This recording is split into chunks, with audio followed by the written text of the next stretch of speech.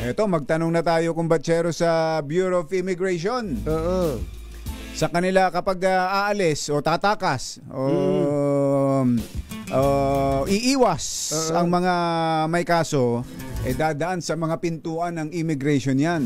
Si Miss Dana, ang tagapagsalita ng Bureau of Immigration, Miss Dana Sandoval. Magandang morning! Si Ka Jerry at si Ka Tonying po ito. Good morning, magandang umaga po.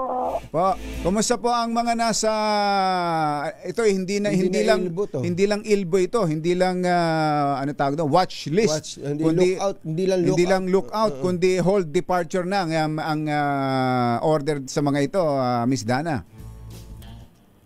Opo, warrant of arrest na po. Yung nilabas po ng Sandigan against 16 individuals po nung Biyernes po ito. Na ilabas.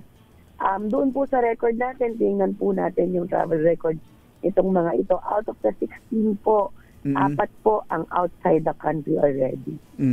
Teka muna, so kapag may arrest warrant na, hindi na kailangan ng HDO yung gano'n na Miss Dana? Yes, kasi po with the arrest warrant, kahit arrival, kahit departure, ang action po ng immigration is i-inform yung law enforcement agency. Ayun. Para ma-implement po yung arrest. Dadakmay na sila kaagad ng mga taga-immigration. Ito, dadamputin na nga yan ng ni Kuya Mel Magno eh. Si Mel Magno nga ay ready na raw siya, Miss Dana. Opo. Dala-dala na nga niya yung panghalo ng kape ng Katonyings dun eh. Ito, padala ng picture eh. Ano ba yan? May posas bang gamit na ng mga taga-immigration? Wala po. Hindi po immigration ang conduct ng arrest because wala po tayong jurisdiction over Filipinos. We only inform yung law enforcement. So once encountered po natin, tinatawagan na po natin yung law enforcement, ang police po, para sila po ang mag-implement ng pag-aresto. Ayun, oo. So yung binabanggit ninyong 4, halimbawang umalis, malalaman ninyo, may record tayo. Pero kung siya'y nagpalipat-lipat ng bansa, may record pa rin ba, natitrace pa rin ba yun ng immigration? Not with immigration po, hindi po natin matitrace yun. But in this case po, kung meron pong warrant of arrest against them, na po against them, maaari na pong hingi ng tulong ng law enforcement ang Interpol, hingan po ng tulong ang Interpol para i-locate po sila. Kasi pag ganito po mga kaso, out of the country, nagpapalipat-lipat, inuturing na po natin na pugante ito. Tama. Yung ba pagdating natin sa ibang bansa, passport din, siyempre, sa immigration ng isang bansa, halimbawa isa Hong Kong, pag present niya ng passport niya doon, hindi ba hindi ba immigration natin ang nakaka-detect din? May nadidetect ba natin sa immigration ng Pilipinas na yung isang pasaherong ganito ay na pumasok o dumaan sa immigration ng ganitong bansa? Hindi po. Each country po has their own immigration authority na separate po from each other. So, hindi po natin makikita yung kanilang mga record. And at the same time, hindi rin po nila makikita yung mga records natin. Pero hindi natin pwedeng i-request? Pwede po natin hinga ng tulong yung mga immigration agency para locate. Pero mas maganda pong route is yung Interpol. Talaga. Interpol, ay lahatan na, kumbaga lahatan na ng paghahanap. Kumbaga mahirap kasi yung may suspecha ka lang, halimbawa isipin mo ang balita namin nasa Japan, tawag ka ngayon sa Japan, tapos balita namin nasa Puerto Rico, medyo masalimuot, pero kung Interpol lahatan na, tama ho kayo, Ma'am Dana, no? Mas mabilis ang kaya mas mas efficient po, and it includes law enforcement na rin po. Hindi lang po immigration pag sinabing Interpol. So pwede po siyang ibabalik agad dito sa base. So dito po sa mga inisyuhan ng arrest warrant sa first batch, si Congressman Zaldico, hindi nyo pa pinpointed kung saan siya naroroon?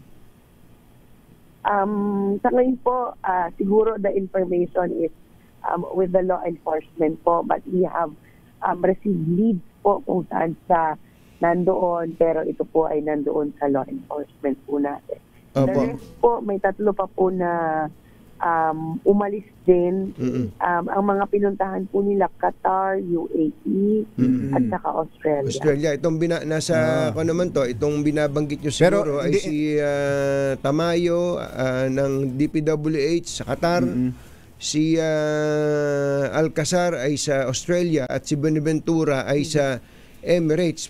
Pero total tayong tatlo lang naman eh. Baka naman pwede nyo nang ibulong nyo sa amin. Saan ba si Kong Saldico ayon sa inyong information that you communicated with the law enforcement? Biglang binaba. Miss Dana, bigla tayong binabaan ng telepono. Okay, Ma'am Dana, baka naman pwede nyo na sa aming i-share ang information kung saan naroroon si Congressman Saldico. Sa amin po, wala pa po, initial information pa lang po, wala pa pong confirmation, at saka hindi rin po kasi namin jurisdiction, but we are helping with law enforcement doon sa ating mga contacts sa mga immigration agencies abroad. So siguro po it's best that we leave to law enforcement po yung details. Ayaw lang talaga. Kapag ayaw, maraming dahilan. Talaga, ganun. Pag gusto, maraming paraan. Kaya ako ba naman, napakadali naman sabihin. Madali naman. Kahit ba, padala namin kayo ng Katunyings Barako Latte, hindi pa rin namin kayo mapapa-oo, Ma'am Dana. Magigising lang po tayo. Tama-tama yan. Para pag para pag tinawagan kayo ni Angelo Palmone sa umaga, gising na kayo. Okay, Ma'am Dana. Ay, teka muna. Pahabol ko lang. Meron kasing ipinadala sa akin si Ninong RSA na mga picture. Pero bago yan, kumpatsero, ihabol ko lang. Sige. Hindi ba automatic na kapag may arrest warrant na canceled na ang passport? Hindi po. I think there is some steps pa po to be taken. May proseso pa. By the Department of Foreign Affairs. Kasi DFA po ang nag-cancelan yan. But DFA. iba rin pong ruta yan. Bukod dun sa Interpol watch list, pwede rin pong route yan. Once canceled kasi ang passport, nagiging undocumented alien yung isang Pilipino sa ibang bansa. And dahil undocumented alien siya, ipa-prompt nun ngayon yung immigration authorities doon na i-deport siya dahil wala na siyang pasaport. Ayun. So dapat pala ganun din ang gawin, ano? Kapag pala canceled na ang passport, deportation pabalik do sa pinanggalingang bansa niya.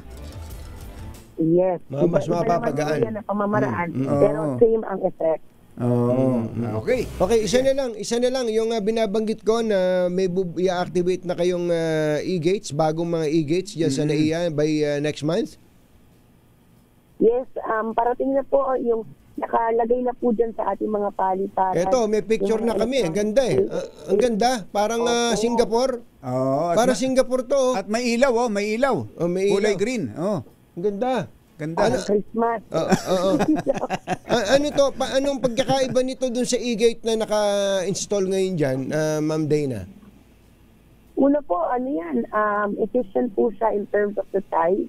Kung maalala niyo po yung mga lumang e-gate natin, ang lalaki talaga. It's really outdated na at this time kasi 2018 pa o 2016 pa po yung technology na iyon. So marami na pong nagbago mula nung panahon na yon. Tsaka hindi masyadong marunong magbasa. Yung luma, hindi masyadong marunong. Ang daming hindi nababasa.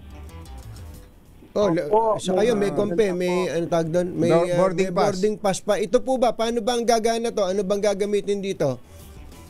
Passport na lang? Pasaporte na lang po. Yes, pasaporte na lang po. Diretso na po yan, biometrics at pasaporte. So, mas mabilis po at mas efficient po yan.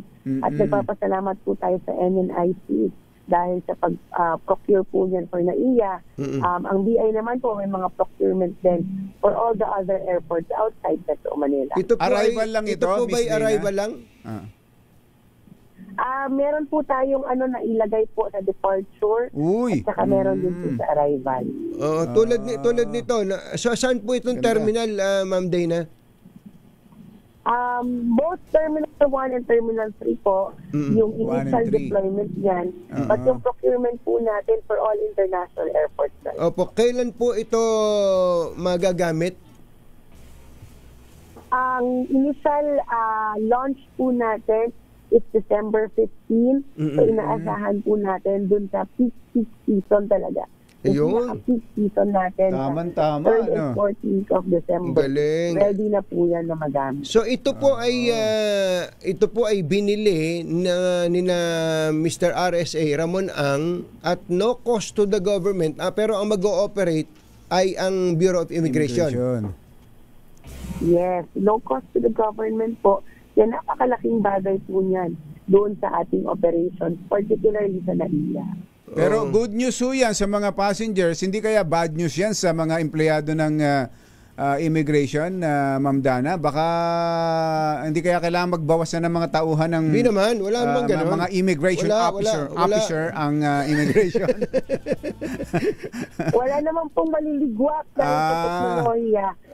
Lagay po sila sa mas importante po na mga trabaho. Kasi ngayon po parang naiisip yung mga immigration officers natin dun sa manual labor. Sa tatak ng pasaporte. Pero through the e-gates po, dun sila ilalagay sa secondary inspection. Promise yan ha, Miss Dana ha? Promise ha? Wala pong maliligwak. Walang maliligwak. Kulang po talaga yung immigration natin. Kulang pa. Kulang pa. Kulang pa. Kaya pala may mga tumatawag sa amin, nag-apply. Tatawagan daw kayo, Ma'am Dana.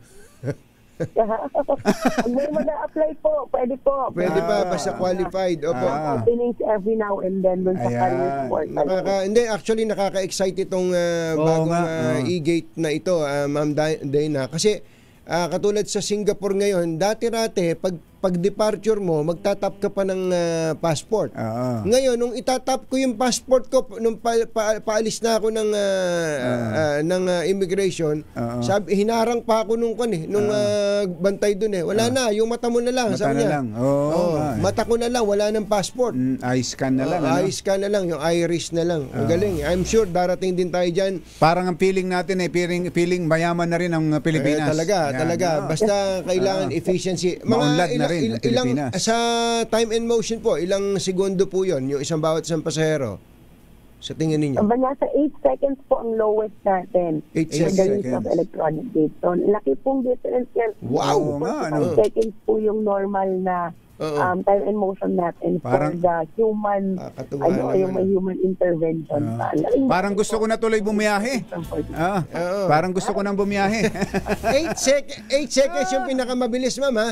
8 seconds. Yes, 8 seconds. Sige. Okay, Dana, maraming salamat.